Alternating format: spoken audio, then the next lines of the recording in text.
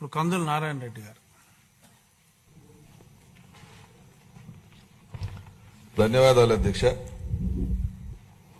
అధ్యక్ష, ఒక చిన్న విన్నపం. నేను ఈ బడ్జెట్ సంబంధించినటువంటి విషయాలు మీ ముందు ఉంచే ముందు ఒక విన్నపాన్ని సభ్యులందరి సమక్షంలో చేసుకోవాలి. మా మార్కాపురం అనేది ఎంతో వెనుకబడ్డటువంటి ప్రాంతం. ఈ ప్రాంతంలో ఒకప్పుడు త్రాగటానికి కూడా మంచినీళ్ళు లేక ఇబ్బందులు పడుతున్నటువంటి పరిస్థితి. అటువంటి పరిస్థితిలో ఆ ప్రాంతంలో యువత కానీ పెద్దలు కానీ అందరూ కూడా ఈ ప్రాంతానికి ఏదో ఒకటి కావాలి, మన ప్రాంతం డెవలప్ చెందాలి, మన ప్రాంతం డెవలప్ చెందితేనే బాగుపడతామనేటువంటి భావన ఆల్మోస్ట్ అందరిలో వచ్చింది అధ్యక్ష. ఆ వచ్చిన తరుణంలో అది ఒక ప్రజా ఉద్యమంగా రూపొందింది. దాన్ని అప్పటి వైసీపీ ప్రభుత్వం ఏమాత్రం కూడా పట్టించుకోలేదు, నిర్లక్ష్యం చేసింది. పోలీసులతో లాఠీ చార్జ్ చేయించింది, అనేక రకాలుగా ఇబ్బందులు పెట్టింది. కానీ మన విజనరీ నాయకుడు, మన పెద్దలు శ్రీ చంద్రబాబు గారు మా ప్రాంతానికి రావటం, అక్కడ ప్రజలలో ఉన్నటువంటి మనోభావాలను గుర్తించిన వెంటనే మీకు నేను చేసి పెడతానని మాట ఇవ్వటం, ఆ మాటకు కట్టుబడి అధికారంలోకి రాగానే దాని మీద కసరత్తు చేయటం, అలా కసరత్తు చేసిన వెంటనే 18 నెలలలో మార్కాపుర్ని జిల్లాగా ప్రకటించి మా ప్రాంత ప్రజల పాలిట ఒక దైవంగా ఆయన అవతరించారు అధ్యక్ష. ఆ దైవాన్ని మా ప్రాంత ప్రజలు ఎప్పటికీ కూడా మర్చిపోరు. ఎప్పటికి కూడా మా ప్రాంత ప్రజలందరూ కూడా గుర్తుపెట్టుకుని హృదయాల్లో గుర్తుంచుకుంటారని చెప్పి సందర్భంగా తెలియజేస్తా ఉన్నా అధ్యక్ష. అయితే ఒక చిన్న విన్నపం అధ్యక్ష, సభ్యులందరినీ కూడా కోరుతా ఉన్నా, పెద్దల్ని ముఖ్యమంత్రి గారిని మీరే ఒప్పించాలా సభ్యులందరినీ కూడా. నేను మా జిల్లాకి చంద్రన్న మార్కాపురం జిల్లా అని పేరు పెట్టుకోవాలని ఆ రోజు అనుకున్నాం అధ్యక్ష. దాన్ని పెట్టించాల్సిన బాధ్యత సభ్యులందరూ తీసుకోమని చేతులు జోడించి అందరినీ వేడుకుంటా ఉన్నాను అధ్యక్ష. అధ్యక్ష, ఇక బడ్జెట్ విషయానికి వస్తే అధ్యక్ష, 3,32,000 కోట్ల రూపాయల పైచిలుకులో బడ్జెట్ అనేది ప్రవేశపెట్టినంటే మన ముఖ్యమంత్రి గారు, ఆర్థిక మంత్రి కేశవ్ గారు, అలాగే మన పవన్ కళ్యాణ్ గారు, మా యువ నాయకుడు నారా లోకేష్ బాబు గారి యొక్క విజన్ అనేది అర్థమైపోతా ఉంది అధ్యక్ష. ఎందుకంటే ఆర్థిక అప్పులలో కూరుకుపోయినటువంటి రాష్ట్రం, 9,75,000 కోట్ల రూపాయల నిధులు, డబ్బులు అప్పులు. ఈ 9,75,000 కోట్ల అప్పులలో 2 లక్షల కోట్ల చిలుకు సంక్షేమాలు పోతే మిగిలిన 7 లక్షల కోట్లు ఏమయ్యాయో తెలియదు. పోలవరం పూర్తి కాలే, హంద్రీనివా పూర్తి కాలే, గాలేరు నగరి పూర్తి కాలే, మా వెలుగొండ పూర్తి కాలే, ఏ జలవనరుల ప్రాజెక్టులు పూర్తి కాలే, ఒక రోడ్లు వేయలే, ఒక కాలువలు తీయలే, ఏం చేయలే. కానీ డబ్బులు ఏమైపోయినాయో ఎవరికి అర్థం కావట్లేదు. అటువంటి పరిస్థితుల్లో రాష్ట్ర ప్రజలందరూ కూడా ఎంతో నమ్మకంతో మన ముఖ్యమంత్రి గారికి బాధ్యతను అప్పచెప్తే ఈరోజు ఈ 2 సంవత్సరాల్లో వాళ్ళు పడుతున్నటువంటి కష్టాన్ని చూస్తే ప్రతి ఒక్కరు కన్నీళ్లు పెట్టుకుంటున్నారు అధ్యక్ష. ఎందుకంటే 76 సంవత్సరాల వయసులో చంద్రబాబు గారు రోజు 18 గంటల పాటు తిరగటం ఏంది, 20 గంటల పాటు లోకేష్ బాబు గారు తిరిగి పెట్టుబడిదారులను తీసుకురావటం ఏంది కష్టము, వాళ్ళకు ఏమి పాపం చేశారో ఆ కుటుంబం ఇంత కష్టపడాలన్నా, ఇంత చేయాలన్నా అని ప్రతి ఒక్కరు కూడా బాధపడాల్సిన పరిస్థితి వస్తా ఉంది అధ్యక్ష. కానీ రాష్ట్రం కోసం వాళ్ళు పడతా ఉన్నారు. ఎందుకంటే మా మీద బాధ్యత పెట్టారు కాబట్టి మేము చేయాలా, చేసి చూపించాలా, ఈ రాష్ట్రాన్ని గాడిలో తీసుకురావాలా అని చెప్పి ఈరోజు విపరీతమైనటువంటి తపనతో వారు చేస్తున్నటువంటి పనిని ఈ రాష్ట్రంలో ప్రతి ఒక్కరు కూడా కొనియాడుతా ఉన్నారు అధ్యక్ష. ఇటువంటి పరిస్థితుల్లో ఈరోజు 3,32,000 కోట్ల పైచిలుకుతోటి ఈ బడ్జెట్ ప్రవేశపెడితే అధ్యక్ష, దాంట్లో అగ్రికల్చర్కి సంబంధించి సుమారు అనుబంధ సంఘాలకైతేనే వేదికైతే అధ్యక్ష 53,000 కోట్లను కేటాయించడం జరిగింది అధ్యక్ష. ఇది గత ఏడాది కంటే కూడా అధ్యక్ష 5,000 కోట్ల పైచిలుకు అధికంగా ఉంది అధ్యక్ష. అయితే అధ్యక్ష, గత పాలకులు మాత్రం నిర్వీర్యం చేశారు అధ్యక్ష. వ్యవసాయాన్ని ఏ రోజు కూడా లెక్కేసుకోలేదు. వాళ్ళ జోబులు నిండుతున్నాయా లేదా అన్నంత వరకు ఆలోచన చేశారు. కానీ ఈ సామాన్య ప్రజలు ఏమవుతారు, సామాన్య ప్రజలకు ఏం చేద్దామే అనేటువంటి ఆలోచనలో వాళ్ళు ఏ రోజు కూడా లేకపోవడం మనం చేసుకున్నటువంటి దౌర్భాగ్యం అధ్యక్ష. బడ్జెట్ ఏమో 1000 కోట్లు కేటాయిస్తారు అధ్యక్ష. తీరా ఆచరణలోకి వచ్చేసరికి అధ్యక్ష ఆ బడ్జెట్ ను ఉపయోగించడం కూడా చేత కావట్లేదు అధ్యక్ష. వాళ్ళకి 19-20 కాలంలో అధ్యక్ష 27,500 కోట్లు కేటాయించి 18,200 కోట్లు ఖర్చు పెట్టారు అధ్యక్ష. అంటే 9,300 కోట్లు లోటు అధ్యక్ష. 20-21లో 30,000 కేటాయించి 20,600 ఖర్చు పెట్టారు అధ్యక్ష. 9,400 కోట్లు లోటు అధ్యక్ష. 21-22లో 32,200 కేటాయించారు అధ్యక్ష. 21,900 ఖర్చు పెట్టారు. 10,300 లోటు అధ్యక్ష. 22-23లో 35,000 కేటాయించారు అధ్యక్ష. 23,100 ఖర్చు పెట్టారు అధ్యక్ష. 11,900 లోటు అధ్యక్ష. మొత్తం మీద 40,000 కోట్ల రూపాయలు లాస్ట్ 5 సంవత్సరాల్లో రైతులకు కేటాయించిన నిధుల్ని ఖర్చు చేయలేక ఆ ప్రభుత్వం చతికిలబడిందంటే పేద ప్రజల పట్ల, రైతాంగం పట్ల ఆ ప్రజలకు, ఆ పార్టీ పాలకులకు ఏమాత్రం చిత్తశుద్ధి ఉందో, ఎంత ప్రేమ ఉందో దీన్ని బట్టి మనం కూడా అర్థం చేసుకోవచ్చు అధ్యక్ష. లాస్ట్ 5 ఏళ్లలో అధ్యక్ష రైతుల ఆదాయం అయితే మరి క్షీణించిపోయింది అధ్యక్ష. 2014-19 మన ముఖ్యమంత్రిగా విజనరీ నాయకుడు చంద్రబాబు గారు ఉన్న సమయంలో ఆ రోజు రైతు వార్షిక ఆదాయం 1,48,000 ఉంది అధ్యక్ష. 2023 నుంచి 24 నుంచి 29 వరకు వాళ్ళ అధికారంలో వచ్చేసరికి అది 1,05,000 పడిపోయింది అధ్యక్ష.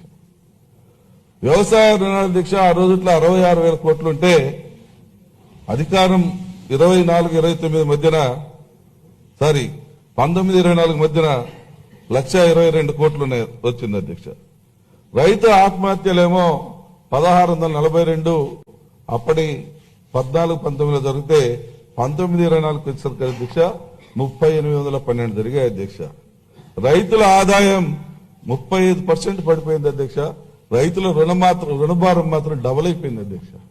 అంటే రైతుని ఏ రకం కాపాడుకుందాం, ఏ రకం కాపాడుకోవాలన్నటువంటి ఆలోచన అనేది ఏ మాత్రం చేయకుండా రైతుని అడ్డంగా నరికేశాడు, అడ్డంగా రైతుని చంపేశాడు, రైతు దేనికి పనికిరాని విధంగా తయారు చేశాడు అనే విధంగా ఈరోజు ఈ యొక్క గణాంకాలే చెప్తా ఉన్నాయి అధ్యక్ష.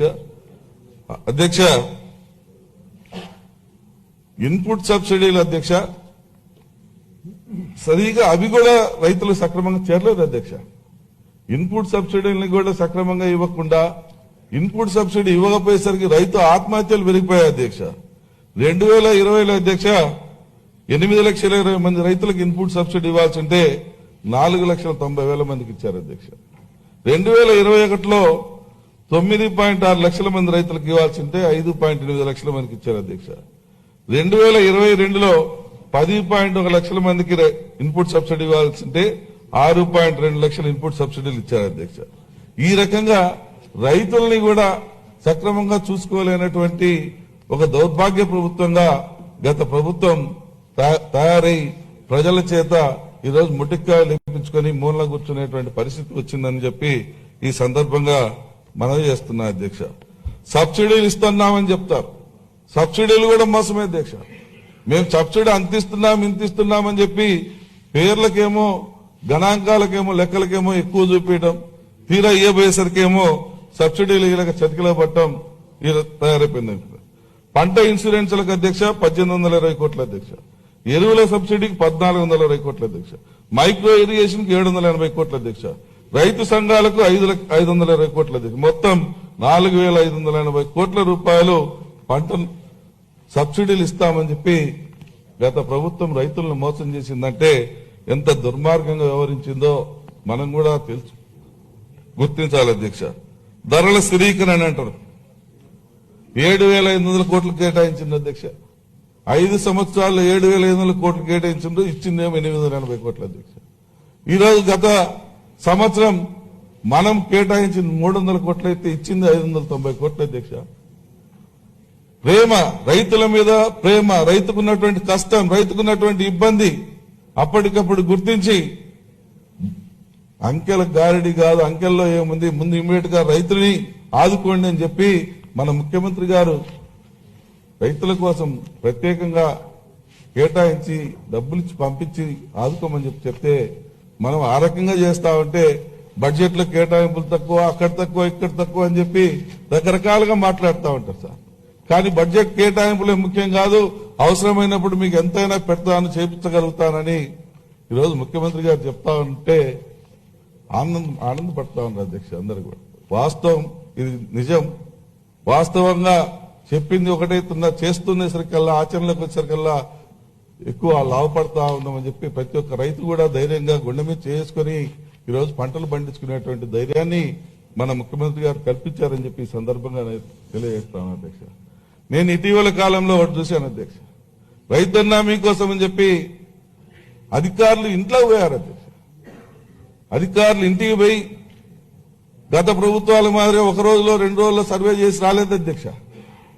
ఈసారి 70 ఇండ్లకు ఒక్కరోజు మాత్రమే పోయి నీకేం కావాలి, ఏమిస్తే బాగుపడతావు, ఏం చేస్తే బాగుపడతావు, ఏం చెయ్యాలి, ఏం కావాలనుకుంటున్నావు, ఇలా ఒక్కొక్కటి వివరాలు అడిగి అన్ని నోట్ చేసుకుని మన రైతాంగానికి ఒక నమ్మకాన్ని, మన రైతాంగానికి ఒక మంచి ప్రేరణని ఈరోజు మన ముఖ్యమంత్రి గారు కల్పించారు అధ్యక్ష. ఆ రకంగా చేయటం వల్ల రైతు కూడా నాకు ఈ ప్రభుత్వం ఆదుకుంటది, ఈ ప్రభుత్వం నన్ను నిలబెడుతుంది, ఈ ప్రభుత్వం దయ వల్ల నేను కోటీశ్వరుని అవుతాను అనేటువంటి ధైర్యాన్ని ఈరోజు సంపాదించాడు అధ్యక్ష. అలాగే ఈరోజు చూస్తా ఉన్నాం అధ్యక్ష. అసలు మా ప్రకాశం జిల్లా ప్రజలైతే జీవితాంతం ముఖ్యమంత్రి గారిని మర్చిపోకూడదు అధ్యక్ష.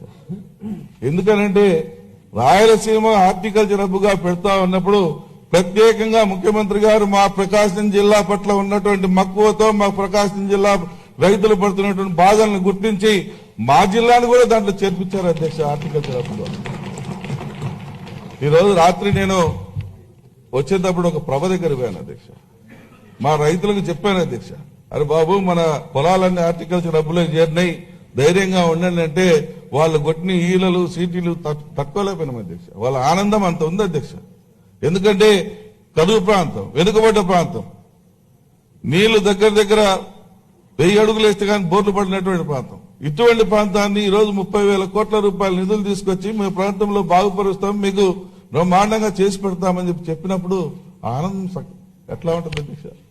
బ్రహ్మాండంగా మా ప్రాంతంలో రైతులు ఎంజాయ్ చేస్తా ఉన్నారు అధ్యక్ష. ఎప్పుడు వస్తుందా, ఎప్పుడు మా ప్రాంతాన్ని బాగుపరుచుకుంటామా, ఎప్పుడు మా పిల్లల జీవితాల్లో మేము వెలుగులు చూస్తామా అని చెప్పి ప్రతి ఒక్కరు కూడా ఆనందపడతా ఉన్నారని చెప్పి ఈ సందర్భంగా తెలియజేస్తా ఉన్నాను అధ్యక్ష. అయిపోయింది అధ్యక్ష, 2 నిమిషాలు అధ్యక్ష. అలాగే ఇరిగేషన్ వ్యవహారం కూడా అధ్యక్ష, వెలుగొండ ప్రాజెక్టు విషయంలో మా చెవులలో అయితే పూలు పెట్టారు అధ్యక్ష. పూలు కూడా కాదు అధ్యక్ష, క్యాలీఫ్లవర్లు పెట్టిపోయారు అధ్యక్ష. అసలు ప్రాజెక్టు పూర్తి కాలేదు, అయిపోయింది లేదు సార్, ప్రాజెక్టు పూర్తి కాలేదు సార్. రంధ్రం చూపించి ప్రాజెక్టు జాతికి అంకితం చేస్తున్నా అని దాన్ని ఓపెన్ చేసిపోతే మా ప్రాంతంలో ఉన్న నాయకులందరూ పోయి సంకలు కొట్టారు సార్. ఆ మోటార్లు అద్దెక అసలు మోటార్ నీళ్ళు వస్తాయి కదా మోటార్ పెట్టడానికి, అసలు ఊరికే సార్ కొద్దిగా రంధ్రం ప్రూవ్ చేసి జాతికి అంకితం చేస్తున్నా అని చెప్తే ఈరోజు నేను మా మంత్రి గారు నిమ్మల రామారెడ్డి గారు పోయి మేము ఆ ప్రాజెక్టును చూస్తే సార్ ఇంకా 4,000 కోట్లు కావాలి సార్. ఇంకా 1.5 సంవత్సరం ఉరుకుల పరుగు మీద పని చేపిస్తే 1.5 సంవత్సరం వచ్చింది సార్. ఇప్పుడు ఇంకొక 6 నెలలు అయిపోబోతుంది సార్. అంటే 2 సంవత్సరాల పాటు ఉరుకుల పరుగుల మీద చేపిస్తున్నటువంటి ప్రాజెక్టుని 2 సంవత్సరాల నాడే పూర్తి అయిపోయిందని ఓపెన్ చేసిపోయినామంటే ఎంత అమాయకులం సార్ మేము. మా ప్రజలు ఏం అమాయకులు అనుకున్నాడు సార్. ఏ రకంగా మా చెవులో పూలు పెట్టిపోయాడు సార్. అంత దుర్మార్గంగా పూలు పెట్టిపోయినటువంటి అతన్ని అసలు ఏమనాలో ఏం చేయాలో అర్థం కాకుండా ఉంది సార్. ఈరోజు మంత్రి గారు, ముఖ్యమంత్రి గారు మా ప్రాంతం పట్ల చూపిస్తున్నటువంటి ప్రేమ నిజమైనది అని చెప్పి ప్రతి ఒక్కరు కూడా హర్షించేటువంటి పరిస్థితి వచ్చింది సార్. ఎందుకంటే 1 నెలలో వెలుగొండ ప్రాజెక్టు సందర్శన కోసం 4 సార్లు వచ్చినటువంటి మంత్రి గాని ఇంకొకరు గాని ఎవరూ లేకపోవడం, 30 సంవత్సరాల చరిత్రలో ఒకే నెలలో 4 సార్లు వచ్చి ఆ ప్రాజెక్టు ఉరుకుల పరుగుల మీద చేపించడం తొలిసారి చూస్తా ఉన్నాం సార్. మా ప్రాంత ప్రజల్లో ఒక ఆశ వచ్చింది సార్. మా ప్రాజెక్టు పూర్తవుతుంది, మాకు నీళ్లు వస్తాయి, మా ప్రాంతం సస్యశ్యామలమవుతుంది అన్నటువంటి నమ్మకం మా ప్రజల్లో కలిగింది సార్. అయితే ఎట్టి పరిస్థితుల్లో జూన్ జూలై కల్లా కంప్లీట్ చేయాలన్న సంకల్పంతో మన ముఖ్యమంత్రి గారు, మన రామానాయుడు గారు, నిమ్మల రామానాయుడు గారు శరవేగంతో పనిచేపిస్తా ఉన్నారు సార్. అది కూడా ఎట్టి పరిస్థితుల్లో పూర్తవుతుంది. మా ప్రాంత ప్రజల యొక్క కళ సాకారమవుతుంది. మా కళ సాకారమైన రోజున జీవితాంతం మన ముఖ్యమంత్రి గారిని హృదయాల్లో పెట్టుకునే విధంగా మా ప్రాంత ప్రజలు సుస్థిర స్థానం ఏర్పరచుకుంటారని చెప్పి కూడా ఈ సందర్భంగా తెలియజేస్తాను సార్. అంటే ఇప్పటికే ఏర్పరచుకోలేదని కాదు సార్, ఇప్పుడు ఆల్రెడీ ఆయన మా హృదయాల్లో, మా ప్రాంత ప్రజల హృదయాల్లో ఉండిపోయారు సార్. ఇంకా ఈ యొక్క వెలుగొండ ప్రాజెక్టు కింద ఇంకా పూర్తి చేసి ఇచ్చిందా సార్? నెత్తిన గంగ చల్లుకున్నట్టు చల్లుకుంటారు సార్ నీళ్లు. ఆ రకంగా మా ప్రాంత ప్రజలు కృతజ్ఞతతో మన ముఖ్యమంత్రి గారు రుణం కూడా తీర్చుకుంటారని చెప్పి ఈ సందర్భంగా నేను మనవి చేసుకుంటూ ఈ అవకాశం కల్పించిన నాకు నేను హృదయపూర్వక నమస్కారం తెలియజేసి సెలవు తీసుకుంటాను.